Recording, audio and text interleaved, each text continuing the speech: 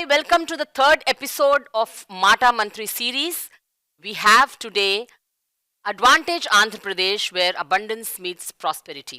So I have with me the Minister of Industries, IT and Investments, Infrastructure, Mr. Gudivada Amarnath. So ఈరోజు మనం ఆంధ్రప్రదేశ్ ప్రభుత్వం ఎంతవరకు పరిశ్రమలు అలాగే ఐటీ రంగం అలాగే ఇన్ఫ్రాస్ట్రక్చర్ విషయంలో ఏ రకంగా ఒక పురోగతి సాధించింది, ప్రతిపక్షాల ఆరోపణలు ఏమిటి, అంతేకాకుండా ఈరోజు మనతో కేవలం మంత్రి గారు మాత్రమే కాదు, micro small and medium scale ఇండస్ట్రీస్కి చెందిన ఆంటర్ప్రీనర్స్ ఉన్నారు, అలాగే కొంతమంది యంగ్ ప్రొఫెషనల్స్ ఉన్నారు, స్టార్టప్స్ ఉన్నారు, అలాగే కొంతమంది ఇండస్ట్రియలిస్టులు కూడా ఉన్నారు. So they are all here to interact with the minister. Hello sir, నమస్తే, గుడ్ మార్నింగ్, ఎలా ఉన్నారు? ఇండస్ట్రీస్ రంగాన్ని విషయానికి వచ్చేసరికి కొన్ని పొగడ్తలు, కొన్ని ఆరోపణలు, కొన్ని ఛాలెంజెస్, కొన్ని రకరకాల it's a mix and match లాగుందనమాట. మీరు ఏదైతే చేస్తూ వచ్చారో అవి చెప్పుకోవడంలో కొంచెం ఎక్కడో వెనకబడ్డారేమో అని అనిపిస్తోంది. So first I want to ask you, what is AP industrial policy and what have you done in this 56 months? రాష్ట్ర విభజన జరిగిన తర్వాత ఆంధ్రప్రదేశ్ని మనం ఏ రకంగా ఫోకస్ చేయాలి, మనకున్నటువంటి రిసోర్సెస్ ఏంటి, మన రిసోర్సెస్ బేస్ చేసుకొని మనం ఫోకస్ చేస్తున్నాం లేదా, మన రిసోర్సెస్ బేస్ చేసుకొని మన విజన్ ఉందా లేదా అనేటువంటిది ఫస్ట్ ఆఫ్ ఆల్ ఏ నాయకుడన్నా ఆలోచన చేయాల్సినట్టు. సో మనకు లేనటువంటి దాని గురించి మనం ఆలోచించడం కానీ, లేనటువంటి దాన్ని మనం చూపించడం కానీ, లేనటువంటి దాని గురించి మనం ఫ్యాబ్రికేట్ చేసి పబ్లిక్ని మోసం చేయడం అనేటువంటిది జగన్మోహన్ రెడ్డి గారు సహజంగా ఇష్టం లేనటువంటి ఇష్యూ. సో మనకున్నటువంటి రిసోర్సెస్, మనకున్నటువంటి లాంగ్ కోస్ట్ లైన్ కానివ్వండి, మనకున్నటువంటి అదర్ రిసోర్సెస్ కానివ్వండి, వీటిని బేస్ చేసుకొని మనం ఏ రకంగా ఎకానమీని జనరేట్ చేయగలుగుతాం, ఏ ఎకానమీని మనం పురోగతి సాధించగలుగుతాం అనేటువంటి దాని మీద లాస్ట్ 56 months మనం వర్క్ చేస్తూ ఉన్నాం. నేను నోటితో చెప్పేటువంటి దానికన్నా జరుగుతున్నటువంటి పారిశ్రామిక ప్రగతి రాష్ట్రంలో ఏ రకంగా ఉన్నది అనేటువంటిది నంబర్స్. ఎందుకంటే ప్రతి దానికి ఇప్పుడు ఎంఎస్ఎంఈ, మీరు అన్నట్టు ఎంఎస్ఎంఈకి సంబంధించినటువంటి వారు ఉన్నారు. ఇదివరకు ఎంఎస్ఎంఈ అంటే ఏం జరుగుతుంది, ఎక్కడ వారు ఎస్టాబ్లిష్ చేస్తున్నారు అనేటువంటిది రికార్డు ఉండేది కాదు దేశవ్యాప్తంగా కూడా. తర్వాత వచ్చినటువంటి రిఫార్మ్స్లో ఉన్నటువంటి ఎస్టాబ్లిష్మెంట్స్, జరుగుతున్నటువంటి ఎంట్రీస్, ఇవన్నీ చూసిన తర్వాత ఏ స్థాయిలో ఎంఎస్ఎంఈస్ని మనం ఒక రేంజ్కి తీసుకురాగలిగాం అనేటువంటిది కూడా నంబర్సే మాట్లాడుతున్నాం. మీరు అన్నట్టు బహుశా దాన్ని మేము ప్రమోట్ చేసుకోలేకపోవచ్చు, జరుగుతున్నటువంటి అభివృద్ధిని చూపించలేకపోవచ్చు, లేకపోతే ప్రమోట్ చేసుకోలేకపోవచ్చు. దానికి వేరియస్ అదర్ రీజన్స్ ఉండొచ్చు, లేదా మాకున్నటువంటి మమ్మల్ని ఫోకస్ చేసేటువంటి మీడియాని మించినటువంటి అదర్ మీడియా సంస్థలు ఉండొచ్చు మా మీద నెగిటివ్ ప్రొపగాండా చేసేటువంటి దానికి. అనేక వేరియస్ రీజన్స్ ఉన్నాయి. దీంతోపాటు గతంలో స్వతంత్రం వచ్చిన తర్వాత ఎప్పుడూ లేనటువంటి ఒక వెల్ఫేర్ రెవల్యూషన్ ఆంధ్రప్రదేశ్లో జగన్మోహన్ రెడ్డి గారి నాయకత్వంలో రావడం జరిగింది. సో వీటన్నిటిని బీట్అవుట్ చేసింది వెల్ఫేర్ అనేటువంటి. గతంలో ఎప్పుడు 70 సంవత్సరాల్లో వెల్ఫేర్ అనేటువంటిది ఈ స్థాయిలో లేదు. గతంలో రాజశేఖర రెడ్డి గారిని మించినటువంటి ఏదైతే జగన్మోహన్ రెడ్డి గారు అనేక సందర్భాల్లో మా నాన్న ఒక అడుగు ముందేస్తే నేను 10 అడుగులు ముందుకేస్తాను అనేటువంటి మాట అనేక సందర్భాల్లో వారు చెప్తూ వచ్చారు. దాన్ని మాట నిలబెట్టుకునేటువంటి దిశగా వెల్ఫేర్ని ఆ స్థాయికి తీసుకెళ్ళిపోవడంతో బహుశా ఇవన్నీ కూడా బాగా కింద లెవెల్లో పబ్లిక్కి కనిపించకపోవచ్చు అనేటువంటిది మా అభిప్రాయం. 2019లో ప్రభుత్వం ఏర్పడిన తర్వాత ఈ 56 నెలల్లో 311 పెద్ద పరిశ్రమలు నెలకొని 1,30,000 ఉద్యోగాలు క్రియేట్ చేశారని రిపోర్ట్స్ ఉన్నాయి. బట్ ప్రతిపక్షాలు మాత్రం దీన్ని కొట్టిపడేస్తున్నారు. అంటే ఇంత జరగలేదు, ఇది అవాస్తవం అని. మరి ఈ నంబర్ ఎక్కడి నుంచి వచ్చింది? ఇవన్నీ రికార్డ్సే కదమ్మా. ఇప్పుడు ఒక పరిశ్రమ మీరు స్థాపించాలంటే ఇదివరకు నేను చెప్పినట్టు లార్జ్ అండ్ మెగా ఇండస్ట్రీస్ అంటే కంపల్సరీ వాళ్ళకి కావాల్సినటువంటి పర్మిషన్స్ కానీ, వారికి కావాల్సినటువంటి అప్రూవల్స్ కానీ, ఇవన్నీ కూడా ప్రభుత్వం దగ్గర రావాలి. ప్రభుత్వంలో ఉన్నటువంటి కన్సర్న్ 23 డిపార్ట్మెంట్స్ దగ్గర నుంచి వాళ్ళు అప్రూవల్స్ తీసుకోవాలి. ఇవన్నీ ఒక ప్రక్రియ. ఒక large and mega industry establish చేయాలంటే, ఈరోజు మైక్రో అండ్ స్మాల్ చేయాలన్నా సరే దానికి కూడా ఇప్పుడు ప్రొసీజర్స్ వచ్చినాయి, దానికి కూడా ఎస్టాబ్లిష్ చేయాల్సినటువంటి అవసరం ఉంది. 2014 నుంచి 19 వరకు గత ప్రభుత్వంలో ఏ రకమైనటువంటి అడ్డంకులు లేవు.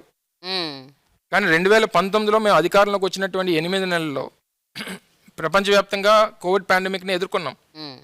సో కోవిడ్ పాండమిక్ వచ్చినటువంటి సందర్భంలో ఆల్మోస్ట్ 2 years అన్ని రకాలైనటువంటి ఇబ్బందులు, ఆర్థికపరమైనటువంటి ఇబ్బందులు, లేకపోతే పారిశ్రామికవేత్తలు అటు నుంచి రావడానికి కానీ, లేదా ఇతర ప్రాంతాల నుంచి మన దగ్గర ట్రావెల్ చేయడానికి కానీ ఉన్నటువంటి పరిస్థితులు, ఓవరాల్గా పారిశ్రామిక రంగం ఉన్నటువంటి రెసిషన్ కోవిడ్ టైంలో ఇవన్నీ మేము కారణాలు సాకులకి చెప్పుకోవాలన్నటువంటి ప్రయత్నం మేము చేయట్లేదు, మేము చెప్పుకోదలుచుకోలేదు కూడా. ఇవన్నీ జరిగినటువంటి క్రమంలో కూడా ఇంత పెద్ద ఎత్తున పారిశ్రామిక అభివృద్ధి రాష్ట్రంలో జరిగింది. గడిచినటువంటి ప్రభుత్వంలో 5 సంవత్సరాల్లో 58,000 కోట్ల రూపాయలు పెట్టుబడులు మాత్రమే గ్రౌండ్ అయినాయి. మేము గడిచినటువంటి 5 సంవత్సరాల్లో ఏదైతే 1,30,000 కోట్ల రూపాయలు పెట్టుబడులు only in large and mega నేను మాట్లాడాను. మీరు ఇందాక చెప్పారు, మీరు చెప్పుకోలేకపోతున్నారా, లేకపోతే తెలియట్లేదా, లేకపోతే ప్రజలు గమనించట్లేదా అనేటువంటి దానికి వచ్చేసరికి నేను ఉదాహరణకి ఒక చిన్న లైటర్ వేన్లో ఒక సందర్భంలో లాస్ట్ ఇయర్ December 31 ఒక ప్రెస్ కాన్ఫరెన్స్ ఏర్పాటు చేసి ఆల్మోస్ట్ 45 minutes నేను రాష్ట్రంలో జరిగినటువంటి ఆ సంవత్సరంలో జరిగినటువంటి పారిశ్రామిక ప్రగతి గురించి మాట్లాడా. ఓకే, 45 నిమిషాల పాటు మాట్లాడిన తర్వాత last 5 minutes it was a political discussion. అప్పుడు ఉన్నటువంటి పొలిటికల్ సినారియోని బేస్ చేసుకుని నన్ను 4 క్వశ్చన్లు వేస్తారు. So they carry that. ఈ 45 నిమిషాలు నేను మాట్లాడింది పోతుంది, ఏం జరిగింది అనేటువంటిది చూపించేటువంటి దాని స్టాటిస్టిక్స్కి ఎవరికి అవసరం? ఇప్పుడు నేను ఇన్ని లక్షల కోట్ల గురించో లేకపోతే ఇన్ని వేల ఉద్యోగాల గురించో నేను మాట్లాడితే నాట్ ఇంట్రెస్టింగ్ ఫర్ ఎవ్రీబడి. నేను ప్రతిపక్షాల మీద చేసినటువంటి కామెంట్స్ లేకపోతే వారు మా మీద చేసినటువంటి అభియోగాలు ఇవి ఇంట్రెస్టింగ్గా కనిపిస్తున్నాయి తప్ప ఈ అన్నిటి క్రమంలో సోషల్ మీడియా అనేటువంటిది చాలా అసలు ఏది నిజమో ఏది అబద్ధమో తెలియనటువంటి పరిస్థితికి తీసుకెళ్ళిపోయింది. ఎంఎస్ఎంఈ సెక్టర్లో కూడా విపరీతమైన డెవలప్మెంట్ అయిందని ఒక రిపోర్ట్ ఉంది. 3,494 lakhs ఎంఎస్ఎంఈలు సెటప్ చేసి 26 లక్షల జాబ్స్ని మీరు క్రియేట్ చేశారని ఇక్కడ ఉంది. ఎందుకు ఎంఎస్ఎంఈ సెక్టర్ మీద ముఖ్యమంత్రి గారు ఫోకస్ చేస్తారంటే wear you have low investment with more number of employment, this is what MSME creates to a state, not even to the state, anywhere in the world. But when it comes to a large and mega industry, ₹1 కోటి investment దగ్గర ఒక employee మాత్రమే పనిచేస్తున్నాడు. Because of the futuristic manufacturing sector, జరుగుతున్నటువంటి robotic manufacturings ఇవన్నీ చూసిన తర్వాత, అంటే పూర్వం ఏంటంటే ప్రతిదానికి ఒక మనిషి ఉండేవాడు, ఇప్పుడు అంతా కూడా మెషిన్ బేస్డ్ అయిపోయింది. ఎంత ఎక్కువ ఇన్వెస్ట్మెంట్ అయితే ఎంత తక్కువ ఎంప్లాయ్మెంట్ అయిపోతుంది. But when it comes to MSME, investment తక్కువైనప్పటికీ ఎంప్లాయ్మెంట్ నెంబర్ మాత్రం తగ్గట్లా. ₹1 కోటికి కనీసం 50 మంది పనిచేసేవి ఉన్నాయి, 100 మంది పనిచేసేవి ఉన్నాయి. 10 కోట్లు పెడితే 500 మంది పనిచేసేటువంటి ఆర్గనైజేషన్స్ ఉన్నాయి. వీటన్నిటి క్రమంలో ముఖ్యమంత్రి గారు ఎక్కువగా ఫోకస్ చేసింది ఏంటంటే ఎంఎస్ఎంఈకి ప్రభుత్వం అనేటువంటిది హ్యాండ్ హోల్డింగ్ ఇవ్వాలి వారికి కావాల్సినటువంటి అవసరమైనటువంటి సమయంలో. ఎందుకంటే ఎంఎస్ఎంఈ సెక్టర్ ఎంత ఎక్కువ ఎంప్లాయ్మెంట్ క్రియేట్ చేస్తుందో, ఎంత ఇంపాక్ట్ స్టేట్స్లో క్రియేట్ చేస్తుందో అంతే మీకు ఫ్రెజైల్గా ఉంటుంది. ఏదైనా సిస్టమ్, ఏదైనా ఇష్యూస్ వచ్చినప్పుడు, ఇందాక మనం మాట్లాడుకున్నటువంటి కోవిడ్ లాంటి పరిస్థితులు వచ్చినప్పుడు ఏమైపోతారు? అదే లార్జ్ అండ్ మెగా ఇండస్ట్రీస్కి వచ్చేసరికి బ్యాంక్స్ సపోర్ట్ ఉంటుంది, లేకపోతే వారికి ఉన్నటువంటి ఫైనాన్షియల్ బేస్ వారికి ఉంటుంది. అదే ఎంఎస్ఎంఈకి డే టు డే బిజినెస్ లేకపోతే వారికి ఉన్నటువంటి ఇబ్బందులు, వారికి ఉన్నటువంటి కష్టాలు ప్రభుత్వాలు హ్యాండ్ హోల్డ్ చేయకపోతే ఎవరు చేస్తారు వాళ్ళని? సో ముఖ్యమంత్రి గారు అందుకని కోవిడ్ టైంలో రీస్టార్ట్ ప్యాకేజ్ పెట్టి ఆల్మోస్ట్ 1,000 crores వరకు వారికి మనం సపోర్ట్ చేసి ప్రభుత్వం తరపు నుంచి వాళ్ళని హ్యాండ్ హోల్డ్ చేసేటువంటి కార్యక్రమం. ఒక పారిశ్రామికవేత్త వస్తారు ఎక్కడి నుంచో, వాళ్ళు 4 రాష్ట్రాలు తిరుగుతారు, పెద్ద పారిశ్రామికవేత్తలు తిరిగినప్పుడు మీరేమిస్తారు అని అడుగుతారు. వాళ్ళేం ఊరికనే చేయరు కదా వ్యాపారాలు, కరెక్ట్, పరిశ్రమలు ఊరికే పెట్టరు కదా, వాళ్ళు ఊరికే ఈ రాష్ట్రానికి రారు కదా. వారికి ఇక్కడ రిసోర్సెస్ ఉంటేనే వస్తారు, ఇక్కడ రిసోర్సెస్ లేనప్పుడు ఇక్కడికి ఎందుకు వస్తారు? ఇక్కడికి వస్తున్నారంటే వారికి ఏదో ఇక్కడ అవకాశం ఉంది, ఇక్కడ డబ్బులు చేసుకోవచ్చు, ఇక్కడ ఉన్నటువంటి వనరులను ఉపయోగించుకోవచ్చు అనేటువంటి ఉద్దేశంతోనే ఏ పారిశ్రామికవేత్తనా ఎంత పెద్దవాడైనా వస్తాడు ప్రపంచంలో. సో వచ్చేటువంటి క్రమంలో వాళ్ళు మొదట అడిగేటువంటిది ఇన్సెంటివ్స్. వాడు 1,000 కోట్ల రూపాయలు ఇన్వెస్ట్మెంట్ వారు పెడతానంటే వాళ్ళు అడిగే ఇన్సెంటివ్స్ 900 కోట్లు 800 కోట్లు అడుగుతారు. నువ్వు 1,000 కోట్ల ఇన్వెస్ట్మెంట్ పెట్టి 800 కోట్లు 900 కోట్ల ఇన్సెంటివ్స్ అడిగితే నువ్వు ఏం వ్యాపారం చేస్తున్నట్టు, లేకపోతే ప్రభుత్వం నీకు వ్యాపారం చేస్తున్నట్ట? నాకు తెలిసి ఇప్పటి వరకు చేసినటువంటి ముఖ్యమంత్రుల్లో successful business men Jaganmohan Reddy గారు. సక్సెస్ఫుల్ బిజినెస్ మెన్ అనే దానికన్నా successful industrialist before he came into active politics. లేదా ఆయన 2009లో గౌరవ నాయకుడు రాజశేఖర రెడ్డి గారి హయాంలో ఆయన ఎంపీగా పోటీ చేసేటువంటి సమయానికే ఈ వాజ్ సక్సెస్ఫుల్ ఇండస్ట్రియలిస్ట్. ఆయనకి పవర్ ప్లాంట్స్ ఉండేవి, భారతీ సిమెంట్ సంబంధించి కానీ, పవర్ ప్లాంట్ సంబంధించి కానీ, లేదా సాక్షికి సంబంధించి కానీ, ఇలాగ అనేక రకాలైనటువంటి వ్యాపార సంస్థలు వారు సొంతంగా స్థాపించి ఒక సక్సెస్ఫుల్ బిజినెస్ మ్యాన్గా ఎదిగినటువంటి వ్యక్తి. సో ఒక పారిశ్రామికవేత్త ఈ రాష్ట్రానికి వచ్చినప్పుడు ఏం కావాలో ఏమి ఇస్తే వస్తాడో అనేటువంటిది తెలిసినటువంటి వ్యక్తి. సో ఆయనకి కొత్తగా చెప్పాల్సినటువంటి అవసరం లేదు. ఆయనకి ఏమి పారిశ్రామికవేత్తలకి ఏమి సహకారం చేస్తే పెట్టుబడులు పెడతారనేటువంటిది వారికి తెలుసు. సో ఏ రకంగా మేము కొన్ని ఆరోపణలు మా మీద కొంతమందిని వెలగొట్టేసామనో లేకపోతే ఇంకోటనో ఈ రకమైనటువంటి తప్పుడు ప్రచారం చేస్తూ ఉన్నారు. ఏది నిజం కాదనేటువంటిది ప్రజలు గమనించాలి మీ ద్వారా. అండ్ ఇక్కడ ఇంకొకటి ఉంది, 386 ఎంఓయూలు మీరు సైన్ చేశారని, ఆల్మోస్ట్ 13 లక్షల కోట్ల ఇన్వెస్ట్మెంట్స్ వస్తున్నాయని. ఈ 13 లక్షల కోట్లు అనేటువంటిదమ్మా, ఇది last year March 3rd 4th last 2023లో గ్లోబల్ ఇన్వెస్టర్స్ సమ్మిట్ విశాఖపట్నంలో మనం నిర్వహించాం. మేము అప్పటి నుంచి ఒక 6 నెలల ముందు మేము ముఖ్యమంత్రి గారు గడిచినటువంటి 5 సంవత్సరాల్లో మేము ఒకసారి వరల్డ్ ఎకనామిక్ ఫోరంలో మేము పార్టిసిపేట్ చేసినప్పుడు అక్కడ జరిగినటువంటి సమావేశాల్లో వారు పాల్గొన్నారు. ఏం జరుగుతున్నటువంటిది అబ్జర్వ్ చేస్తాం యాజ్ అ ప్రభుత్వంగా.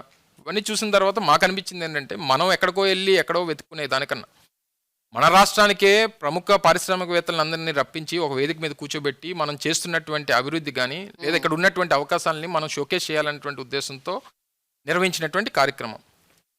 బహుశా నాకు తెలిసి మీరు చెప్పినటువంటి 386 ఎంఓయూస్ కానీ లేదా 13.5 లక్షల కోట్ల ఇన్వెస్ట్మెంట్స్ కానీ లేదా 6 లక్షల మందికి తద్వారా వచ్చేటువంటి ఎంప్లాయ్మెంట్స్కి సంబంధించి కానీ ఇవన్నీ ఆ వేదిక మీద నుంచి మనం సాధించుకున్నటువంటి ఘనత. సో ఆ వేదిక మీద ఎవరు కూర్చున్నారు? ముఖ్యమంత్రి గారితో పాటు ముఖేష్ అంబానీ, కరణ్ అదానీ, లేదా జిఎంఆర్ గారు, లేదా జిందాల్సు, దాల్మియాసు, బంగర్లు, బజాంకాలు, సో ఒబ్రాయిస్, సోకాల్డ్ భారతదేశంలో ఉన్నటువంటి ప్రముఖ పారిశ్రామికవేత్తలు. బహుశా నాకు తెలిసి భారతదేశంకి సంబంధించినటువంటి ఎకానమీని డ్రైవ్ చేస్తున్నటువంటి ప్రముఖ పారిశ్రామికవేత్తలందరూ కూడా ముఖ్యమంత్రి గారితో వేదిక షేర్ చేసుకున్నటువంటి ఒక గొప్ప సందర్భం అది.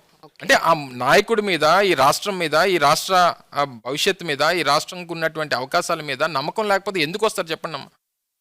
సో సోకాల్డ్ ఇవే ప్రొపగాండా, ఫాల్స్ ప్రొపగాండా కానీ లేదా ఎల్లో మీడియా చేస్తున్నటువంటి ప్రొపగాండా కానీ రిలయన్స్ ఇక్కడి నుంచి వెళ్ళిపోయిందని, లేకపోతే ఇంకో సంస్థ ఇక్కడి నుంచి వెళ్ళిపోయిందని కానీ, లేకపోతే ఇంకో సంస్థ వెళ్ళిపోతుందని. రిలయన్స్ వెళ్ళిపోతే అంబానీ గారు ఎందుకు వచ్చి కూర్చుంటారో నాకు తెలియకడుగుతాను. లూలు సంస్థ విశాఖపట్నంలో షాపింగ్ మాల్ కట్టడానికి అని చెప్పి మేము భూమి ఇచ్చాం.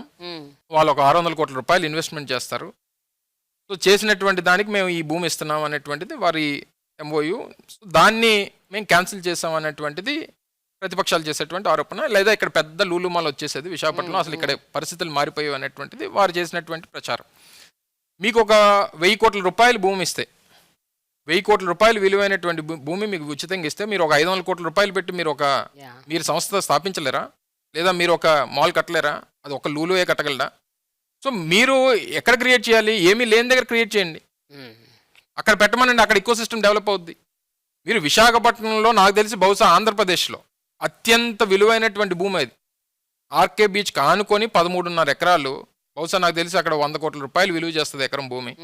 1300 కోట్ల రూపాయలు విలువైనటువంటి భూమిని తీసుకెళ్ళి ఒక 500 కోట్లు 600 కోట్లు ఒక చిన్న మాల్ కడతామంటే ఇచ్చేస్తానంటే ఏం అర్థం ఉందమ్మా అందులో? దాన్ని దేనికి ఉపయోగించాలి? అది ప్రభుత్వం సంబంధించినటువంటి భూమి, విలువైనటువంటి భూమి. నువ్వు ఒకవేళ నిజంగా అటువంటి పెద్ద సంస్థల్లో లూలు రమ్మనండి, ఇస్తాం. మా టువర్డ్స్ మధురవాడ అవతలో లేకపోతే మా విశాఖపట్నానికి అనకాపల్లికి మధ్యలోనో ఏమీ లేని దగ్గర అటువంటిది క్రియేట్ చేయమనండి, అక్కడ ఇకో సిస్టమ్ క్రియేట్ చేయమనండి, ఫ్రీగా ల్యాండ్ ఇస్తాం, పెట్టమనండి. అక్కడ ఊరు మధ్యలో పెట్టాలంటే లూలు ఏంటమ్మా, ఎవరన్నా వస్తారు? అవి గవర్నమెంట్ ప్రాపర్టీస్, ఏది ఎలాగ ఎందుకు ఇస్తున్నాం అనేటువంటిది అది మనం కూడా ఆన్సరబుల్ కదమ్మా. మనం అంత విలువైనటువంటి భూమి ఇచ్చేసి ఏదో ఒక చిన్న మాల్ కడుతున్నారని చెప్పానంటే doesn't make sense. The Adanis, Ambanis, the big big big people అని ఇప్పుడు మీరు కొన్ని పేర్లు చెప్పారు, ద జిందాల్స్ ఎవరైనా సరే, అంటే వాళ్ళతో మాత్రమే మీరు ఇలాంటి అసోసియేషన్స్ పెట్టుకుంటారా? You don't look into the next category, second category, third category ఇండస్ట్రియలిస్ట్లా అన్న కూడా ఒక ఆరోపణ ఉంది. And why is it that Adani is so closely associated with this government?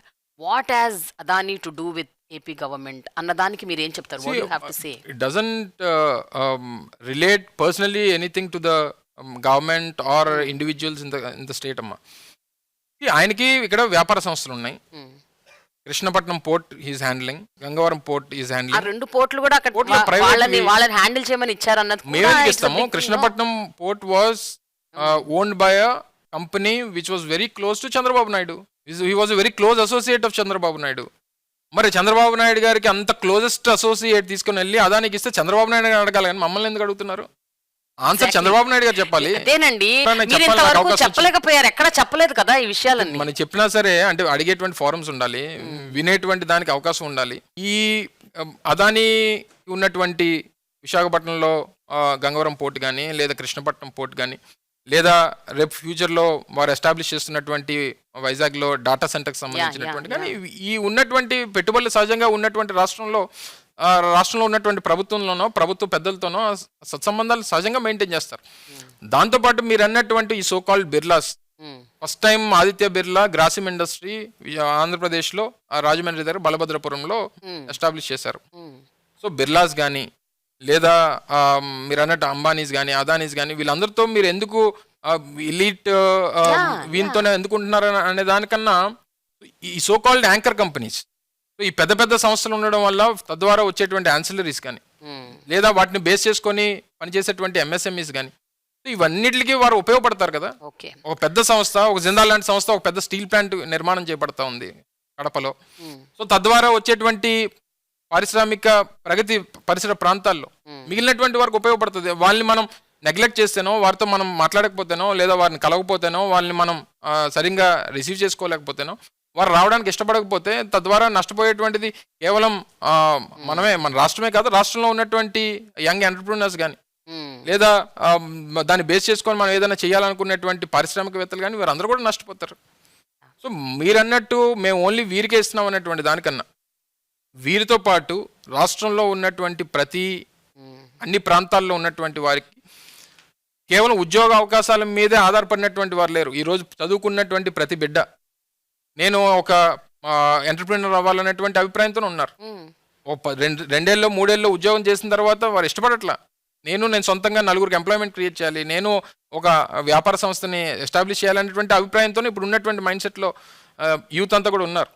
So ప్రతిదానికి మనం ఏ రకమైనటువంటి అవకాశాలు చూపించగలం అనేటువంటి దాని మీద మేము ఇకోసిస్టమ్ అనేటువంటి స్టేట్ వైడ్ డెవలప్ చేస్తూ ఉన్నాం. సో డెఫినెట్గా ఆ రకంగా పైన ఉన్నటువంటి లార్జ్ అండ్ మెగా పెద్ద సంస్థల దగ్గర నుంచి కింద స్థాయి మైక్రో ఇండస్ట్రీస్ వరకు అందరికీ ప్రభుత్వం సహకరిస్తుంది అనేటువంటిది మీ ద్వారా చెప్తా ఉన్నా. అయితే ఇప్పుడు నాకు I want a clear cut picture అండి. మీరు అన్నారు ఇప్పుడు మెగా ఇండస్ట్రీస్ నుంచి మైక్రో ఇండస్ట్రీస్ వరకు we want create a proper clear cut ecosystem అని.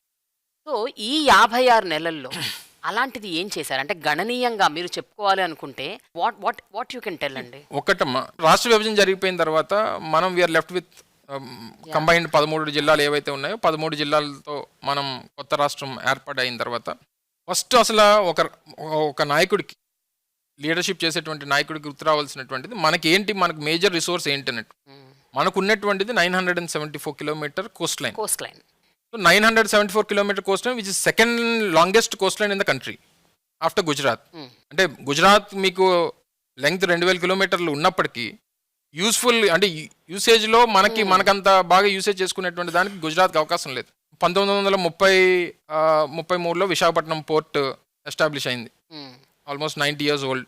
కాకినాడ యాంకరేజ్ పోర్ట్ అది కూడా పూర్వం నుంచి ఉండేటువంటిది. బందర్ పోర్ట్ అనేటువంటిది ఎప్పుడో పూర్వం ఇక్కడ ఉన్నటువంటి రిసోర్సెస్కి వాడుకునేటువంటిది ఈ రకంగా ఉండేది.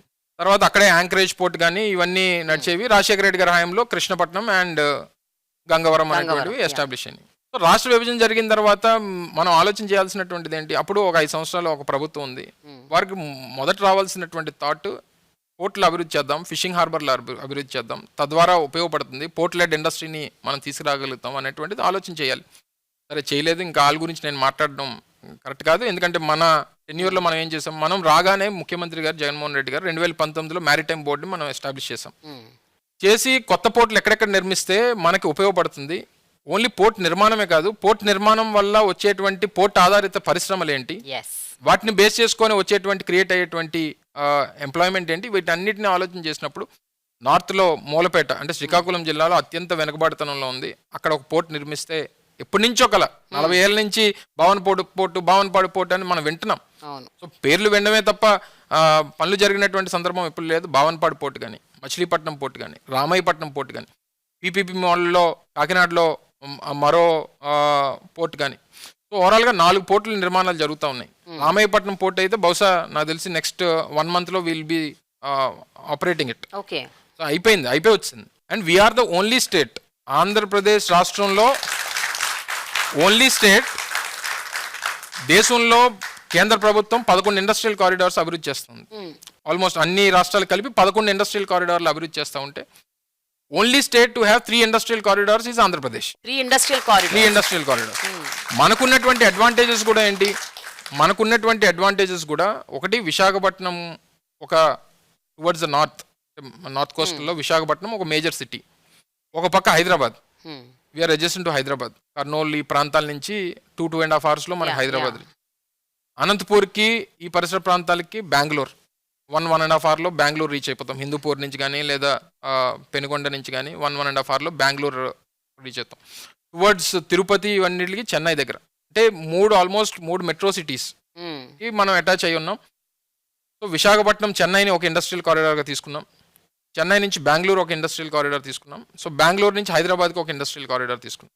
ఈ 3 ఇండస్ట్రియల్ కారిడార్స్లో వీ హ్యావ్ ఆల్మోస్ట్, అంటే ఎగ్జిస్టింగ్ ఇండస్ట్రీస్ కాకుండా we have 45,000 acres of industrial land available for industrialist. అంటే ఆల్రెడీ ప్రభుత్వం ఎక్వైర్ చేసి వచ్చేటువంటి పారిశ్రామికవేత్తలకి అలాట్ చేయడానికి మేము 45,000 ఎకరాల ప్రభుత్వ భూమిని ఇండస్ట్రియలిస్ట్ అవసరాల కోసం మనం ఈ 3 ఇండస్ట్రియల్ కారిడార్స్ మీద పెట్టడం జరిగింది. ఎలక్ట్రానిక్ మ్యానుఫ్యాక్చరింగ్ క్లస్టర్స్ తిరుపతి కానీ లేదా కొప్పర్తి అంటే కడప జిల్లాలో కానీ ఇక్కడ మనం ఎస్టాబ్లిష్ చేసేటువంటి కార్యక్రమం చేసాం. ఆంధ్రప్రదేశ్లో ఆక్వాకల్చర్ ఉంది. We're the leading exporters of shrimp from the country. We're the leading exporters of fish from the country. Almost 67% of the shrimp from the country goes from Andhra Pradesh. Almost 45% of the fish. అంటే మనకున్నటువంటి strengths చెప్తున్నాను. They call Andhra Pradesh as agriculture state. We're proud of it. Andhra Pradesh అంటే అన్నపూర్ణ అనేటువంటిది అందరికీ తెలిసినటువంటిది. దాని మీద agriculture base అయి ఉన్నటువంటి కుటుంబాలు ఉన్నాయి, కొన్ని లక్షల కుటుంబాలు ఉన్నాయి. అలాగే మ్యానుఫ్యాక్చరింగ్ సెక్టరు, అలాగే సర్వీస్ సెక్టరు.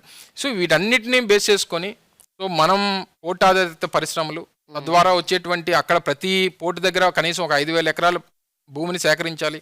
అక్కడ పారిశ్రామిక పార్కులు ఏర్పాటు చేయాలి. ఇప్పుడు ఎగ్జిస్టింగ్ ఉన్నటువంటి పార్క్ని ఏ రకంగా అభివృద్ధి చేయాలి. సో వీటన్నిటిని బేస్ చేసుకొని గడిచినటువంటి 4.5 సంవత్సరాలుగా కానీ 5 సంవత్సరాలు కానీ మేము చేసినటువంటి దాని ద్వారా ఇప్పుడు జరుగుతున్నటువంటి వస్తున్నటువంటి ఉద్యోగాలు కానీ, దాంతోపాటు మనం చూడాల్సినటువంటిది మేజర్గా మేము టార్గెట్ చేసినటువంటిది ఉత్తరాంధ్ర నుంచి వలసలు వెళ్ళిపోతున్నారు అనేటువంటిది ఉంది. వలసలు వెళ్ళిపోవడానికి గల కారణాలు సరైనటువంటి విద్యార్హత లేకపోవడము, లేదా కావాల్సినటువంటి స్థాయి వరకు వారు చదువుకోలేకపోవడము, లేకపోతే అనేక రకరకాలైనటువంటి కారణాలు ఉన్నాయి. సో మా దీంట్లో ఓన్లీ ప్రొఫెషనల్స్కే కాదు ఉద్యోగ అవకాశాలు. వలసలు ఏ రకంగా ఆపాలనేటువంటి దానికి కావాల్సినటువంటి ఉద్యోగ అవకాశాలు ఏ రకంగా క్రియేట్ చేయాలనేటువంటిది మాకు ఆలోచన. ఓకే. సో అన్ని ప్రాంతాల్లో అభివృద్ధి జరిగితే అన్ని ప్రాంతాల్లో ఈరోజు రాయలసీమ ప్రాంతం నుంచి కూడా ఇటు చెన్నైకో బెంగళూరుకో వలసలు వెళ్ళిపోయేటువంటి పరిస్థితి. మీరు చెప్తే నమ్మరు. అంటే నేనేదో పొలిటికల్ స్టేట్మెంట్లా ఉంటుంది. ఈరోజు ఆంధ్రప్రదేశ్ రాష్ట్రంలో ఏ నియోజకవర్గం నుంచి అత్యధికమైనటువంటి వలసలు ఉన్నాయనేటువంటిది నేను చెప్తే ఆశ్చర్యపోతారు మీరు. ఈరోజు ఆంధ్రప్రదేశ్లో ఉన్నటువంటి 175 నియోజకవర్గాల్లో అత్యధికమైనటువంటి వలసలు వెళ్ళిపోతున్నటువంటి ప్రాంతం కుప్పం నియోజకవర్గం. అంటే నేనేదో పొలిటికల్ స్టేట్మెంట్ మా అపోజిషన్ లీడర్ మీద చేసినట్టుగా ఉంటుంది. కానీ ఈరోజు కుప్పం నియోజకవర్గం నుంచి వలసలు వెళ్ళిపోతున్నటువంటి వారి సంఖ్య రాష్ట్రంలో ఉన్నటువంటి 175 నియోజకవర్గాలు పోలిస్తే ఈ నెంబర్ 1 స్థానంలో ఉంది. మరి మనం 14 సంవత్సరాలు ముఖ్యమంత్రి చేశాం. ఈ రాష్ట్రంలో 3 సార్లు పరిపాలన చేసాం. ఉమ్మడి రాష్ట్రంలో 10 సంవత్సరాలు పరిపాలన చేసాం. రాష్ట్ర విభజన జరిగిన తర్వాత 5 ఏళ్ళు పరిపాలన చేసాం. ఏం సమాధానం చెప్తాం? మా మీద ప్రచారం చేస్తున్నారు కదా, మా మీద ఫాల్స్ ప్రొపగాండా చేస్తున్నారు కదా, మా మీద తప్పుడు ప్రచారాలు ప్రజల్లోకి ఇంజెక్ట్ చేసేటువంటి ప్రయత్నం చేస్తారు. దీనికి సమాధానం చెప్పాలి కదా. అంటే ఆర్గనైజ్డ్ సెక్టర్స్ కొన్ని ఉంటాయి, డిజార్గనైజ్డ్ సెక్టర్స్ ఉంటాయి. అంటే ఆంధ్రప్రదేశ్ ఫార్చునేట్లీ ఆర్ అన్ఫార్చునేట్లీ మీరు అన్నట్టు కోస్ట్ లైన్ ఉంది. సో మిగతా మేజర్ రిసోర్సెస్ ఏవైతే హైదరాబాద్కు ఉన్నాయి, బెంగళూరుకు ఉన్నాయి, చెన్నైకి ఉన్నాయి, అలాంటి సిటీస్కి ఉన్న రిసోర్సెస్ ఆంధ్రప్రదేశ్లో ఏ సిటీలో లేవు, ఏ టౌన్లో లేవు మేజర్. దానివల్ల ఎక్కువ డిజార్గనైజ్డ్ సెక్టర్స్ అభివృద్ధి చెందుతున్నాయి, కానీ ఆర్గనైజ్డ్ సెక్టర్స్లో ఫోకస్ సరిగ్గా జరగకపోవటం వల్ల industries are not developing, there are no major industries, there no major jobs created, investments are not coming అన్నది I think that is what I feel. ఇప్పుడు ఉదాహరణకమ్మా విశాఖపట్నం అనుకున్న మా అచ్యుతాపురంలో ఒక ఇండస్ట్రియల్ పార్క్ ఉంది. రాజశేఖర రెడ్డి గారి హయాంలో ఒక 5,000 ఎకరాలు మేము సేకరించి అప్పట్లో బ్రాండిక్స్ అనేటువంటి సంస్థ ఏప్రిల్ పార్క్ ఒకటి ఎస్టాబ్లిష్ చేసి, yeah. అపెరల్ ఒకటి wear you have intense employee generation ఉంటుంది. అవును. వారు ఆ రోజు ప్రామిస్ ఏంటంటే 50,000 మందికి మేము ఎంప్లాయ్మెంట్ క్రియేట్ చేస్తాం అనేటువంటిది వారు ప్రామిస్ వచ్చారు. రాజశేఖర రెడ్డి గారు ల్యాండ్ మనం 1 రూపీకి లీజ్కి ఇచ్చాం. ఈరోజు 26,000 మంది పనిచేస్తున్నారు ఆ సంస్థలో. అది 2004 నుంచి ఎస్టాబ్లిష్ అయ్యి 2007-8కి ఓవరాల్గా ఇండస్ట్రియల్ పార్క్ అభివృద్ధి చెందినటువంటి సమయం నుంచి ఇప్పటికి 15 ఏళ్ళు అయింది. సో ఇప్పుడు ఆ ఇండస్ట్రియల్ పార్క్లో ఆల్మోస్ట్ 1,20,000 మంది పనిచేస్తున్నారు. బా. Hmm. ఒక అచ్యుతాపురంలో. ఇప్పుడు ఫార్మా సిటీ ఉంది మా pharma city only exclusive pharma units అన్ని ఎస్టాబ్లిష్ చేసేటువంటి దానికి 2,000-2,500 ఎకరాల్లో మా పరవాడలో ఫార్మా సిటీ ఉంది. ఫార్మా సిటీలో ఆల్మోస్ట్ 76 to 80 యూనిట్స్ పనిచేస్తూ ఉన్నాయి. ఆల్మోస్ట్ ఒక 35,000 to 40,000 ఎంప్లాయీస్ పనిచేస్తూ ఉన్నారు. మీరు ఇలాగా తీసుకుని వెళ్తే మీరు చెప్పినటువంటి మెట్రో సిటీస్ హైదరాబాద్ కానీ, చెన్నై కానీ, లేకపోతే బెంగళూరు కానీ, ఈ సిటీస్ ఎప్పటి నుంచి ఈ స్థాయి ఉన్నాయమ్మా? ఆల్మోస్ట్ 50-60 సంవత్సరాల నుంచి అభివృద్ధి చెందుతూ వస్తున్నటువంటి నగరాలు ఇవి. When it comes to Hyderabad, it was part and parcel of Andhra Pradesh, where everybody even from Andhra Pradesh, most of them from Andhra Pradesh, Hyderabad గ్రోత్లో ఎక్కువగా ఇన్వాల్వ్ అయిందనేటువంటిది ఆంధ్రప్రదేశ్ ఎంటర్ప్రినర్స్ కానీ, లేకపోతే ఇతర ఎవరైతే మా గ్రోత్లో ఉన్నారో అందరూ ఉన్నారు. ఇప్పుడు ఉదాహరణకి ఇప్పుడు బెంగళూరు తీసుకుంటే లాస్ట్ 15 years నుంచి అభివృద్ధి చెందుతుంది కానీ ఇన్ఫ్రాస్ట్రక్చర్ లేదనేటువంటిది పెద్ద ఎత్తున చర్చ జరుగుతుంది. ఈరోజు బెంగళూరులో మీరు ఎయిర్పోర్ట్లో దిగి మీరు బెంగళూరు సిటీని క్రాస్ చేసి మీరు టువర్డ్స్ ఐటీ ఏరియా ఏదైతే ఉందో, ఎలక్ట్రానిక్ సిటీ ఏదంటారు, వైట్ ఏదేదో అంటారు కదమ్మా, అది వెళ్ళాలంటే ఆల్మోస్ట్ 2.5 hours పడుతుంది. హైదరాబాద్కి వచ్చేసరికి రాజశేఖర రెడ్డి గారి దయ వల్ల ఔటర్ రింగ్ రోడ్డు ఒక మేజర్ అడ్వాంటేజ్ అయింది. శంషాబాద్ ఎయిర్పోర్ట్ ఒక మేజర్ అడ్వాంటేజ్ అయింది. సరే, ఇవన్నీ జరిగినాయి. ఇప్పుడు మన ఆంధ్రప్రదేశ్కి వచ్చేసరికి ఏం చేస్తే మనకి అటువంటి నగరం ఒకటి ఉండాలి కదా, మనం షోకేస్ చేసుకోవడానికో లేదా అటువంటి ఆర్గనైజ్డ్ సెక్టర్ అభివృద్ధి చెందడానికి మనకు ఒక ఊరు ఉండాలి అన్నప్పుడు ఏం గుర్తొస్తుంది చెప్పండి అమ్మా? ఎవరికన్నా మినిమం ఒక లేమన్ని పిలిచి ఈరోజు ఆంధ్రప్రదేశ్లో అభివృద్ధి చెందినటువంటి నగరం, మిగిలినటువంటి నగరాలతో పోటీ పడేటువంటి అవకాశం ఉన్నటువంటి నగరం ఏదేనంటే సహజంగా ఎవరి నోటంటే వచ్చేది ఆ విశాఖపట్నమేనమ్మా. జగన్మోహన్ రెడ్డి గారు ఈరోజు భోగాపురం ఇంటర్నేషనల్ ఎయిర్పోర్ట్, ఈరోజు ప్రతిపక్షాలు చెప్తే మేమే చేసాము, మేమే కట్టామని అనేటువంటి మాట అసలు ఏం జరిగిందో ఆ టైంలో? 2,200 ఎకరాలు ఎక్విజిషన్ జరగల, దానికి కావాల్సినటువంటి పర్మిషన్స్ రాలా, డీజీసీఏ నుంచి వచ్చేటువంటి అప్రూవల్స్ కానీ, సివిల్ ఏవియేషన్ డిపార్ట్మెంట్ నుంచి రావాల్సినటువంటి అప్రూవల్స్ కానీ, లేదా ఎన్వైరన్మెంట్ క్లియరెన్స్లు కానీ ఏవీ రాలేదు వాళ్ళ ప్రభుత్వంలో. బట్ ఫౌండేషన్ మాత్రం వేశారు. జగన్మోహన్ రెడ్డి గారు చాలా సందర్భాల్లో వారు చెప్పేది ఏంటంటే, మనం ఫౌండేషన్ వేసేటువంటి సమయానికి నీ చేతిలో అన్ని అప్రూవల్స్ లేకుండా నాతో ఫౌండేషన్ పెట్టినవ్వకండి. మనం ఫౌండేషన్ వేసామంటే మరుసటి రోజు నుంచి పని జరగాలి. మొన్న మే 3వ తారీఖున జిఎంఆర్ ఎయిర్పోర్ట్ మన భోగాపురం దానికి మేము ఫౌండేషన్ వేసాం. పదండి వెళ్ళి చూద్దాం. ఈరోజు ఎవరినన్నా రమ్మనండి, అపోజిషన్ కానివ్వండి, లేదా మీడియాని కానివ్వండి, లేకపోతే కామన్ పీపుల్ కానివ్వండి. ఈరోజు 3.8 kilometers సంబంధించినటువంటి రన్వే పనులు జరుగుతూ ఉన్నాయి. టెర్మినల్ బిల్డింగ్ సంబంధించినటువంటి ఫుట్టింగ్స్ కంప్లీట్ అయిపోయినాయి. రేపు నెక్స్ట్ ఇయర్ 2025 డిసెంబర్కి ఫస్ట్ ఫ్లైట్ని ల్యాండ్ చేస్తాం అనేటువంటిది మా తాలూకా. We're giving word to the people of Andhra Pradesh. So ఆ కమిట్మెంట్ అనేటువంటిది ఉండాలి కదా. సో మీరు అన్నట్టు ఆర్గనైజ్ సెక్టర్ అయ్యేటువంటి దానికి అవకాశం ఉన్నటువంటి నగరం విశాఖపట్నం ఆంధ్రప్రదేశ్లో. సో దాన్ని ఆ స్థాయిలో రానటువంటి నెక్స్ట్ 5 to 10 yearsలో ఆ స్థాయిలో చూస్తాం అనేటువంటి నమ్మకం కూడా మాకుంది. ఐటీ ఇండస్ట్రీ మీద కూడా మీ మీద చాలా క్రిటిసిజం ఉందన్నమాట. Andhra Pradesh government is neglecting the IT sector అని. విభజన అయిన తర్వాత ఏర్పడిన ఒక కొత్త రాష్ట్రంలో ఇప్పటి వరకు అందరూ ఐటీ అంటే హైదరాబాద్కే వచ్చారు. సడన్గా రావాలి అంటారు, సడన్గా మీకు ఒక ఐటీ స్పేస్ క్రియేట్ చేయాలంటే it is not that easy. But ఎక్కడో ఒక చోట ఇనిషియేషన్ చేయాలి కదా అన్నది ఒక point. So what have you done for the IT sector? గత ప్రభుత్వంలో 2014 నుంచి 19 వరకు వారు క్రియేట్ చేసేటువంటి IT employee number almost 27,000 to 30,000 employees ఆంధ్రప్రదేశ్లో. కానీ ఇప్పుడు ఉన్నటువంటి నెంబర్ చూస్తే వారికంటే 2 times ఎక్స్ట్రా, అంటే ఆల్మోస్ట్ 60,000 నుంచి 70,000 మందికి ఎంప్లాయ్మెంట్ క్రియేట్ చేసాం ఐటీ సెక్టర్లో. ఓకే. వీటన్నిటికంటే మించి అంటే మీరు అన్నట్టు ఐటీ అనేటువంటిది అంత త్వరగా ఇప్పుడు కొత్త రాష్ట్రం ఏర్పాటైంది. మీరు ఇందాక మనం మాట్లాడుకున్నట్టు ఉమ్మడి రాష్ట్రంలో అందరిది హైదరాబాద్ కాబట్టి హైదరాబాద్ ఒక బేస్ కింద ఐటీ చేసాం.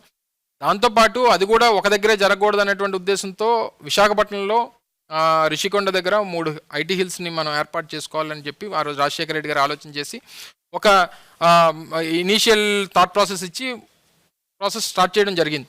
ఒక కంపెనీ పేరు చెప్పమనండి, ఒక యాంకర్ కంపెనీ పేరు గత ప్రభుత్వంలో ఈ కంపెనీని మేము తీసుకొని వచ్చాం, మేము గర్వంగా చెప్పుకోగలుగుతున్నాం, తద్వారా ఒక ఈకో సిస్టమ్ని డెవలప్ చేయాలనేటువంటి ఆలోచన చేసామని చెప్పమనండి.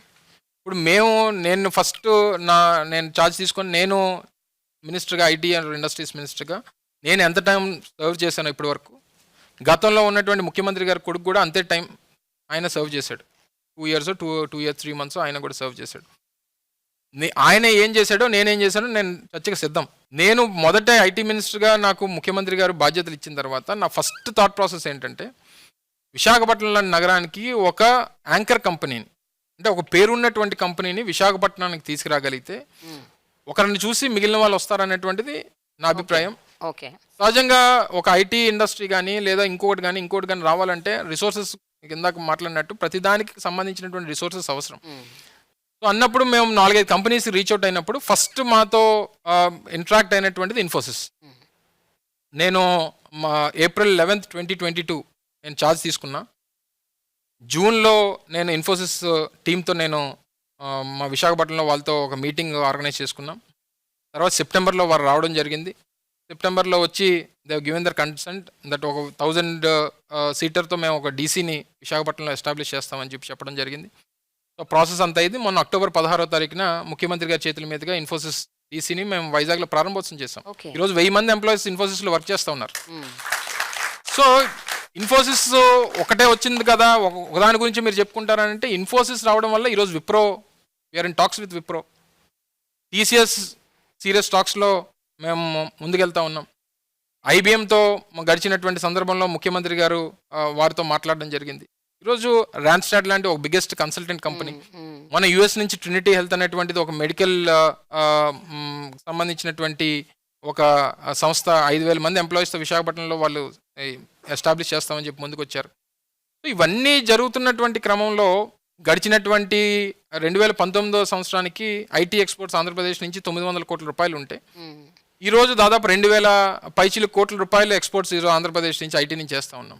ఆంధ్రప్రదేశ్ అనేసరికి వెంటనే కంపారిజన్ తెలంగాణతో వస్తుంది. ఈరోజు ఉదాహరణకి హైదరాబాద్లో 10 లక్షల మంది, 9 నుంచి 10 లక్షల మంది ఐటీ ఎంప్లాయీస్ పనిచేస్తూ ఉన్నారు. సహజంగా వాళ్ళు అనుకునేది ఏంటి, ఇక్కడ నుంచి చూసే 10 లక్షల మంది తెలంగాణకు సంబంధించినటువంటి వారు పనిచేయరు కదా. 10 లక్షల మందిలో నాకున్నటువంటి సమాచారం ప్రకారం, నాకున్నటువంటి నంబర్స్ ప్రకారం తెలుగు ఆరిజిన్ నుంచి, అంటే ఆంధ్ర తెలంగాణ నుంచి తెలుగు స్పీకింగ్ ఎంప్లాయీస్ అందులో ఉన్నటువంటిది కేవలం 20% మంది. అంటే 2 లక్షల మంది తెలుగు స్పీకింగ్ ఎంప్లాయీస్ ఉన్నారు. అందులో 12 to 13% ఆంధ్ర నుంచి వెళ్ళినటువంటి వారు. సో ఓవరాల్ 10 లక్షల మందిలో 2 లక్షల మంది తెలుగు వారు పనిచేస్తూ ఉన్నారు. 8 లక్షల మంది పాన్ ఇండియా మిగిలినటువంటి రాష్ట్రాల నుంచి, ఇతర ప్రాంతాల నుంచి వచ్చి అక్కడ పనిచేస్తున్నటువంటి వారు ఉన్నారు. అంటే 10 లక్షల మంది లోకల్గా ఎంప్లాయ్మెంట్ క్రియేట్ చేశారని అనుకుంటే తప్పు కదా. కానీ ఈరోజు ఆంధ్రప్రదేశ్లో ఎస్టాబ్లిష్ చేస్తున్నటువంటి ఇండస్ట్రియల్ యాక్టివిటీ కానీ, లేదా ఇప్పుడు వస్తున్నటువంటి పరిశ్రమలు కానీ, ఇక్కడ ఎస్టాబ్లిష్ చేస్తున్నటువంటి సంస్థలు కానీ, బికాజ్ ఐటీకి మీరు లోకల్ ఎంప్లాయ్మెంట్ అనేటువంటి క్రియేట్ చేసేటువంటి దానికి అవకాశం లేదు. ఐటీ సెక్టర్లో నువ్వు 100% నువ్వు లోకల్ ఎంప్లాయ్మెంట్స్ని తీసుకోవాలి, లేదా 75% లోకల్ ఎంప్లాయీస్ని తీసుకోవాలనేటువంటి దానికి పెడితే ఎవడో రాడు. ఓకే, కానీ మ్యానుఫ్యాక్చరింగ్ సెక్టర్లో లేదా ఇండస్ట్రియల్ సెక్టర్లో మనం ఈరోజు 75% అనేటువంటిది చట్టం తీసుకొచ్చాం ఆంధ్రప్రదేశ్లో ముఖ్యమంత్రి గారు. ఇక్కడ ఎవరు పరిశ్రమ ఏర్పాటు చేయాలన్నా స్థానికులకి 75% ఉద్యోగ అవకాశాలు ఇస్తేనే వారికి పరిశ్రమలకు మేము పర్మిషన్ ఇస్తాం. Okay okay. సో మీకు 100 మందిలో 75 మంది నీకు స్థానికులకు ఉద్యోగ అవకాశాలు కల్పిస్తున్నాం. సో ఇవన్నీ కూడా మనం చేస్తున్నటువంటి క్రమంలో ఆంధ్రప్రదేశ్ ఐటీ సెక్టర్ ఏ రకంగా చూడాలంటే it will take time for Andhra Pradesh. But you're on it. We're on it, we're working on it. మరి ఈ సంస్థలన్నీ వస్తున్నాయనంటే ఈరోజు నాకు తెలిసి బహుశా Tier 2 సిటీస్లో, I will not compare it with Hyderabad, I will not compare it with Bengaluru or somewhere in Gurgaon, లేకపోతే ఇటువంటి పూణేలో ఇటువంటి నగరాలతో నేను కంపేర్ చేయకపోవచ్చు. కానీ Tier 2 సిటీస్లో will be leading in IT in Andhra Pradesh అనేటువంటిది I can give a word. Before we go further, అంటే మన ఇంటరాక్షన్ ఫర్దర్గా కంటిన్యూ అయ్యే ముందు ఇక్కడ కొంతమంది ఉన్నారు, ఇందాక మనం మాట్లాడుకున్నాము. There are some MSMEs, there are some young professionals, there are some startups, there are some industrialist. So వీళ్ళు కొంతమంది క్వశ్చన్స్ అడుగుతారట, కానీ ఇక్కడ చాలా మంది ఉన్నారు కాబట్టి because of time constraint we can't take everybody's questions. అందులో అందరి పేర్లు రాశారా? Yeah, So I will pick up one Yeah, sure, thing. sure. Whichever name comes, then we will go Madam. accordingly. Shivaji. నా పేరు శివాజీ అండి. నాది స్మాల్ స్కేల్ యూనిట్ అండి. Electrical poles manufacturing unit Jaggayyapeta. Okay. మీరు యువ రాజకీయ నాయకుడు, యువ మంత్రిగా కొత్తగా రాజకీయాల్లోకి వచ్చే యువకులకి మీరు ఇచ్చే అడ్వైజ్ ఏంటి? కొత్తగా వచ్చేటువంటి పాలిటిక్స్లో ఇంట్రెస్ట్ చూపించేటువంటి యంగ్స్టర్స్కి కానీ లేదా ఎగ్జిస్టింగ్ ఆల్రెడీ పాలిటిక్స్లో ఉన్నటువంటి యూత్ లీడర్స్ కానీ నేను చెప్పేది ఒకటే, politics is a field where you have very less success rate. 100కి నాకు తెలిసి 98 మంది కష్టపడతారు, ఇద్దరే సక్సెస్ అవుతారు. Though I have a legacy of 60 years right from 1965. మా గ్రాండ్ ఫాదర్ ఎమ్మెల్యేగా కానీ, మా ఫాదర్ మినిస్టర్గా కానీ, లేదా it's not a procedural this thing. అంటే మా ఫాదర్ ఉంటుండగా నేను పాలిటిక్స్లోకి వచ్చి నేనేదో ఎస్టాబ్లిష్ అయినటువంటి వ్యక్తిని కాదు. I was 16 when I lost my father. So అప్పటి నుంచి మళ్ళీ నేను ఈ స్టేజ్కి రావడానికి నేను పడాల్సిన కష్టం నేను పడ్డా. So anyway, not only in politics, any profession, to any individual, to any youth, hard work is the only aspect where you can reach your goals with patience. ఎవరో లాటరీ తగిలిన వాళ్ళు ఉంటారు, నేను కాదనట్లేదు, కానీ హార్డ్ వర్క్ డెడికేషన్ లేకుండా ఏది సాధించలేవు. ఒకవేళ నేను హార్డ్ వర్క్ చేస్తున్నాను అయినా నేను సాధించలేకపోతున్నాను, యూ హ్యావ్ టు వెయిట్ అంతే. సో టు మై అండర్స్టాండింగ్ పాలిటిక్స్లోకి వచ్చేటువంటి ప్రతి ఒక్కరూ ఏదో ఆశించి రావద్దు. సొసైటీలో ఏదైనా మార్పు తీసుకురాగలుగుతాను, నేను వచ్చిన తర్వాత ఈ సిస్టంలో ఈ చేంజ్ తీసుకురాగలిగాను అనేటువంటి సాటిస్ఫాక్షన్ నీకు ఉంటే చాలు అనేటువంటిది నా అభిప్రాయం. Okay. సో డెఫినెట్గా యాజ్ అ మినిస్టర్గా నాకు అవకాశం ఇచ్చారు ముఖ్యమంత్రి గారు, చేయగలిగింది ఒక మార్పు తీసుకురాగలిగాను, ఒక మార్క్ నేను వేసుకోగలిగాను అనేటువంటి చెప్పుకోగలుగుతాను. సో డెఫినెట్గా ఎవరు వచ్చినా, ఎవరు youth who wants to come in to politics, work with integrity, hard work, dedication and have patience. Thank you sir. Devika Prakriti. Hi sir, myself CEO Devika from Edoc Network Startup incubated at APIS, Andhra Pradesh Innovation Society. I'm an edutech startup. We developed an app for government aspirants, the people who are preparing for state and central government examinations. So this app has a unique feature when compared to Byju's and GradeUp. That feature is called as preparation percentage tracker. So for this unique feature, we got a appreciation award from both state and central government. As in Visakhapatnam, I've been got an award as young entrepreneur of the city, and coming to the state, I got as the best ongoing startup. Coming to Andhra Pradesh government, my incubation supported me, like in Visakhapatnam, where we want to get a rent of 1 BHK, it's cost around 6 to 7,000. But for our startup, when we are in ideation state, they supported us, giving us free space. So I really thank you. And I'm from Vizag. So my question is, how soon we can expect Vizag with established IT hubs? Congratulations from the government side అమ్మా. Yeah. Thank you, sir. అంటే startups సంబంధించి కూడా రీసెంట్గా ఒక 2 months back మన innovation society ద్వారా ఒక women startups సంబంధించినటువంటి ఒక కాన్ఫరెన్స్ కూడా వైజాగ్లో మనం ఆర్గనైజ్ చేసాము. Okay. చేసినప్పుడు almost 300 entrepreneurs all over the country నుంచి వాళ్ళు పార్టిసిపేట్ చేశారు. కొంతమంది ఎంకరేజ్ చేస్తూ, కొంతమంది ప్రైజ్ మనీస్ అవి ఇచ్చాం. స్టార్టప్స్లో కూడా మన మీద ఉన్నటువంటి ఇదేంటంటే, స్టార్టప్స్ని టోటల్గా నెగ్లెక్ట్ చేసామనో, లేకపోతే వాళ్ళకి సరిగ్గా ఫండ్ చేయట్లేదనో, వాళ్ళు సపోర్ట్ చేయట్లేదు అనేటువంటిది ఉంది. లాస్ట్ గవర్నమెంట్లో ఉన్నటువంటి స్టార్టప్స్ 1000 ఉంటే, ఇప్పుడు ఆంధ్రప్రదేశ్లో ఉన్నటువంటి స్టార్టప్స్ సంఖ్య 4000 అమ్మా, 4000. రీసెంట్గా మినిస్ట్రీ, సెంట్రల్ మినిస్ట్రీ నుంచి, గవర్నమెంట్ ఆఫ్ ఇండియా నుంచి మాకు యాజ్ అ లీడర్గా, అంటే we have different sectors, emerging states అని, లీడర్ అని, డిఫరెంట్ సెక్టర్స్లో అవార్డ్స్ వచ్చాయి. Andhra Pradesh was awarded leader state అనేటువంటి అవార్డు కూడా రీసెంట్గా మా వాళ్ళు ఇన్నోవేషన్ సొసైటీ నుంచి వాళ్ళు తీసుకోవడం జరిగింది. ఫస్ట్ ఆఫ్ ఆల్, ఒక ఆర్గనైజ్డ్ సెక్టర్కి సంబంధించి ఒక సిటీ డెవలప్ అవ్వాలంటే, దట్టు ఐటీ సెక్టర్ లాంటిది డెవలప్ అవ్వాలంటే, you need to have global connectivity. So హైదరాబాద్కి ఆ connectivity, international airport, millions passengers, different parts of the world నుంచి కనెక్టివిటీ, ఇవన్నీ ఉన్నాయి. విశాఖపట్నానికి సంబంధించి ఇప్పుడు ఉన్నటువంటి airport, we're just connected to 2 or 3 international destinations and all the major cities of the country. But when it comes to the international airport which is coming up, భోగాపురంలో వచ్చేటువంటి international airport వచ్చిన తర్వాత, బీయింగ్ సక్సెస్ఫుల్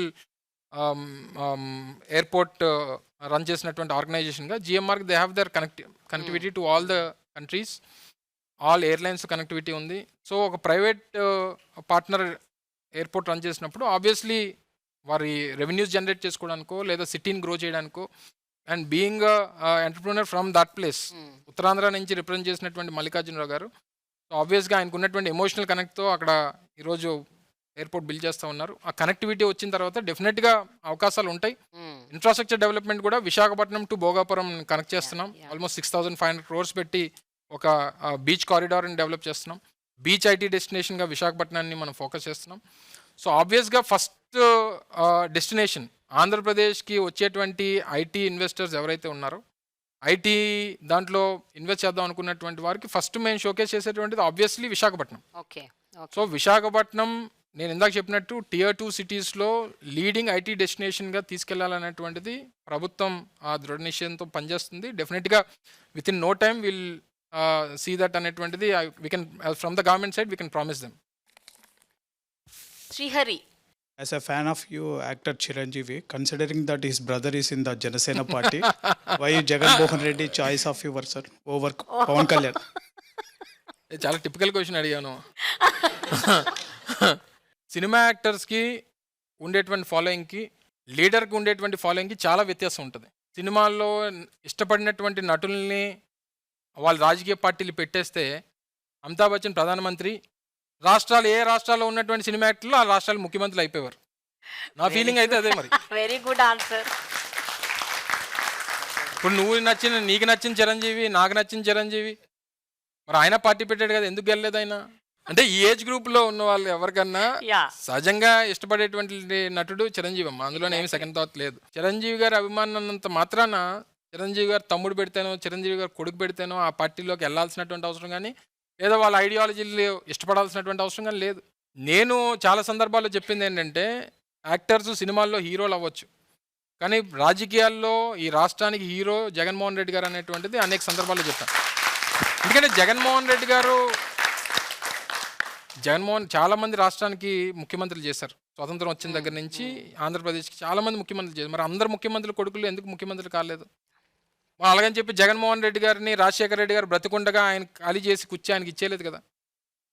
ఆయన అకాల మరణం తర్వాత సంభవించినటువంటి రాజకీయ పరిణామాలు, తర్వాత ఆయన ఫైట్ చేసినటువంటి విధానం, ఇవి ఒక పొలిటికల్గా ఉన్నటువంటి మాలాంటి వాళ్ళకి ఒక ఇన్స్పిరేషన్. చిరంజీవి గారు అంటే రాజకీయ ఒక సినిమా యాక్టర్గా obviously my favourite actor Chiranjeevi గారు, అందులో సెకండ్ థాట్ లేదు. పొలిటికల్గా my hero is Jaganmohan Reddy గారు.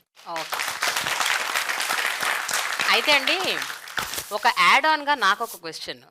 పవన్ కళ్యాణ్ గారు అంటే మీకు ఎందుకు అంత ద్వేషం, అంత కోపం? ఏదో ఒక కామెంట్స్ చేస్తుంటారు. ఆయనకేమో చాలా మంది ఫ్యాన్స్ ఉన్నారు బయట. ఉండొచ్చమ్మా ఫ్యాన్స్ పవన్ కళ్యాణ్ కొండ ఓటు మాత్రం వాళ్ళు జగన్మోహన్ రెడ్డికి వేస్తారు. పవన్ కళ్యాణ్ గారికి నాకు ఏంటి వ్యక్తిగతంగా ఉంటే చెప్పండి. మేము ఒక కుటుంబం కాదు, మా ఇద్దరి మధ్య ఆస్తి తగాదాలు లేవు, లేకపోతే ఇంకొకటి లేదు. వీఆర్ జస్ట్ ఒక కేవలం రాజకీయ పరమైనటువంటి ఐడియాలజీస్లో డిఫరెన్స్ మాది. వారి సిద్ధాంతం మా సిద్ధాంతం తేడా, వారి ఆలోచన విధానం మా ఆలోచన విధానం తేడా. వారు మా నాయకుడిని విమర్శ చేసినప్పుడు మేము ఆయన్ని విమర్శిస్తాం అనేటువంటిది పొలిటికల్ యాక్టివిటీ అది. సో ఇవన్నీ ఆయన జగన్మోహన్ రెడ్డి గారిని నువ్వు దొంగవి లేకపోతే నువ్వు క్రిమినల్వి అని అన్నప్పుడు మేము అంటాం నీ వ్యక్తిగతమైనటువంటివి. అందులో వచ్చేటువంటి ఇష్యూసే తప్ప లేకపోతే ఆయన ఏం చేసుకుంటే మాకేం బాధ చెప్పండి. వీటన్నిటి మధ్యలో పొలిటికల్గా మమ్మల్ని టార్గెట్ చేయమనండి. జగన్మోహన్ రెడ్డి గారి కన్నా ఎక్కువ రాజకీయ అనుభవం ఉంది కదా ఆయనకి. 2008లోనే పార్టీ 8లో నుంచి ఆయన రాజకీయాల్లో ఉన్నారు కదా. జగన్మోహన్ రెడ్డి గారు యాక్టివ్ పాలిటిక్స్లోకి వచ్చింది 2009లో, లేదా ఆయన పార్టీ పెట్టింది 2011లో. ఆయన 13 సంవత్సరాలు పార్టీ పెట్టయింది. ఈయన పార్టీ పెట్టి 10 ఏళ్ళు, గతంలో ఉన్నటువంటి ఆయన రాజకీయ పార్టీలో ఒక 5 ఏళ్ళు, ఆయనకి 16 సంవత్సరాల రాజకీయ అనుభవం ఉంది. వీటన్నిటి మధ్యలో జరిగేటువంటి పొలిటికల్ ఈక్వేషన్స్లో వచ్చేటువంటి ఎలిగేషన్సో లేకపోతే మాటల ఇవే తప్ప వ్యక్తిగతంగా ఏమీ ఉండాల్సినటువంటి అవసరం లేదు. వాళ్ళ ఐడియాలజీ వాళ్ళది, మా ఐడియాలజీ మాది. మా ఐడియాలజీ మేము చెప్తాం, వాళ్ళ ఐడియాలజీ వాళ్ళు చెప్తారు, ప్రజలు డిసైడ్ చేస్తారు. మీరిద్దరూ ఒకే సామాజిక వర్గానికి చెందిన వాళ్ళు. ఉత్తరాంధ్రలో ఎక్కువగా జనసేన పార్టీకి కొంచెం ఫేవరెటిజం ఉంది కాస్త. అక్కడ సామాజిక వర్గం they like to line or you know like Janasena party అన్న ఒక టాక్ ఉంది. సో దీనివల్ల మీరు ఇంకొంచెం అగ్రెసివ్ అయిపోతున్నారా ఏంటి అన్నది ఒక పాయింట్. ఈ కమ్యూనిటీ అనేటువంటిది ఏ ఒక్కరి పేటెంట్ కాదు. మనం పుట్టినప్పటికీ మనం ఏ కులంలో పుడతామో, ఏ మతంలో పుడతామో, ఏ కుటుంబంలో పుడతామో అనేటువంటి మన చేతుల్లో లేదు. మనల్ని Right. పుట్టిస్తాడు దేవుడు. Right. సో, పుట్టిన తర్వాత ఇవన్నీ అంటే ఇప్పుడు వచ్చినటువంటి పొలిటికల్ సినారియో గానీ, ఇప్పుడున్నటువంటి రాజకీయ అవసరాలు గానీ, వీటన్నిటి మధ్యలో ఇవన్నీ ఇప్పుడు పెద్ద మ్యాటర్ అయిపోయి కూర్చున్నాయి. Hmm. సో, దాంట్లో ఏంటంటే ప్రతి కులంలో ఉన్నటువంటి వాడు మా కులస్తుడు ముఖ్యమంత్రి అవ్వాలనో, లేకపోతే ఇంకోటి అవ్వాలనేటువంటి అభిప్రాయాలు వారికి ఉండొచ్చు. కానీ జరిగేటువంటి క్రమంలో రాజకీయం గానీ, లేదా రాష్ట్ర భవిష్యత్తు గానీ, కులాన్ని మీద ఆధారపడినటువంటి పరిస్థితులు లేవు. నాయకుల మీద ఆధారపడినటువంటి పరిస్థితిలో రాష్ట్రం ఉంది. సో, ఏ నాయకుడు మనకు చెప్పినటువంటి మాట నిలబెట్టుకొని చేయగలడు, రాష్ట్ర భవిష్యత్తుని మార్చగలడు, మన బ్రతుకులు మార్చగలడు, పేదవాడికి మంచి జీవితాన్ని అందించగలడు, పేదవాడి మొహంలో ఆనందాన్ని చూడగలడు అనేటువంటిది మ్యాటర్స్. Hmm. సరే, కులం వరకు వచ్చేసింది. కులం వరకు వచ్చినప్పుడు కులానికి ఏం చేశారంటే, ఈరోజు జగన్మోహన్ రెడ్డి గారు 5 మంత్రులు ఇచ్చాడు. మున్సిపల్ చైర్మన్లు, మేయర్లు, ఎమ్మెల్సీలు, ఎంపీలు, సర్పంచుల దగ్గర నుంచి, ఎంపీటీసీల దగ్గర నుంచి, జడ్పీటీసీల దగ్గర నుంచి లక్షలాది మందికి రాజ్యాధికారం ఇచ్చాడు కులంలో. మరి మీరేం చేశారు? ఏమీ లేదు. గత చరిత్ర కానీ, ఘన చరిత్ర కానీ ఏమీ లేదు మీరు చేసింది. ఇంకా ఇన్ఫ్యాక్ట్ మీరు అన్నట్టు సినిమాల్లో ఉన్నటువంటి ఫ్యాన్స్ కానివ్వండి, ఆ సినిమాల ద్వారా వచ్చినటువంటి ఇమేజ్ ద్వారా క్రియేట్ చేసుకున్నటువంటి రాజకీయ ఇది కానివ్వండి, ఇది మీరు ఇంటర్న్ ఇంకా యూజ్ చేసుకున్నారు తప్ప, Hmm. మీరు క్యాస్ట్కి చేసింది ఏంటనేటువంటిది వాదే సమాధానం ఉండదు. ఈ రోజు పోనీ ఆ ఇండివిజువాలిటీ మెయింటైన్ చేసి పోనీ ఏదైనా చేద్దాం అనుకుంటే అది కూడా లేదు కదా. ఇప్పుడు దేనికి నిలబడాలి కులం అన్నా చెప్పండి. Okay. ఇవన్నీ సహజంగా క్యాస్ట్లో ఉన్నటువంటి వారు కూడా ఆలోచిస్తారన్నటువంటిది మా నమ్మకం. So it all go on leadership దీని మీద నడుస్తుంది అనేటువంటిది So మా you అభిప్రాయం. strongly believe TDP JSP alliance will not work అండి? నేను ఒకరితో ఫైట్ చేస్తుంటా, వాడు ఇంకోటి సపోర్ట్ తెచ్చుకున్నాడంటే ఏంటి అర్థం? ఇద్దరు కలిసి నన్ను కొట్టాలనుకుంటున్నారంటే ఏంటి అర్థం? అంటే ఒకడు ఫైట్ చేయలేకపోతున్నాడు అనే కదా అర్థం. అంటే ఇద్దరంటే వాళ్ళకి బలం సరిపోలేదనే కదా. యువర్ సెల్ఫ్ అంటే మీరుగా ఓటమిని అంగీకరించి మేము అందరం కలుస్తున్నాం, కలకపోతే మేము ఓడిపోతాం అనేటువంటిది యు ఆర్ డిసైడెడ్. సో కలిసి రావడం వల్ల మీకు ఎంత స్ట్రెంగ్త్ పెరుగుతుంది, ఏం స్ట్రెంగ్త్ పెరుగుతుంది అనేటువంటిది దట్ పబ్లిక్ విల్ డిసైడ్. కానీ ఏది ఏమైనప్పటికీ మా స్ట్రెంగ్త్ మాకుంది. నీ వెనకాతల టీడీపీ జనసేనకి వారు తోడు ఉంటే జగన్మోహన్ రెడ్డి గారికి ప్రజల తోడు ఉంది. సో డెఫినెట్గా డజంట్ మ్యాటర్ మాకు ఎంతమంది కలిసి వచ్చినా ఇట్ డజంట్ మ్యాటర్. రేపు పొద్దున్న కాంగ్రెస్ కలవచ్చు, రేపు పొద్దున్న బీజేపీ కలవచ్చు, ఎవరైనా కలవమని మాకేం it doesn't matter to us. Prabodh. Hi Anna, my name is Prabodh. So I'm working as associate director for one of the biggest consulting firm.